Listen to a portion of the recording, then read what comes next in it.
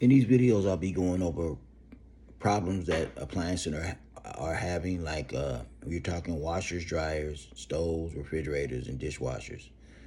And what I'll do is I'll find a post with a problematic appliance. I'll read the post. I'll play the video or photograph or both, and then I'll read the comments that's on that post.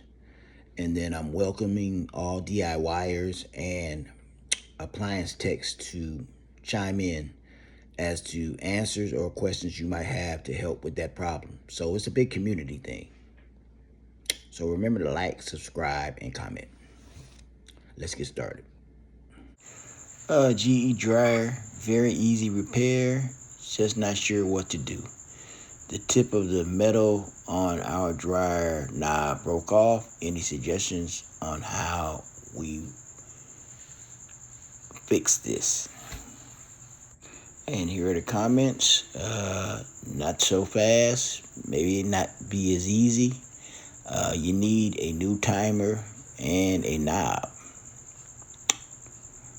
Okay, next comment is the stem still there, or is it just a knob?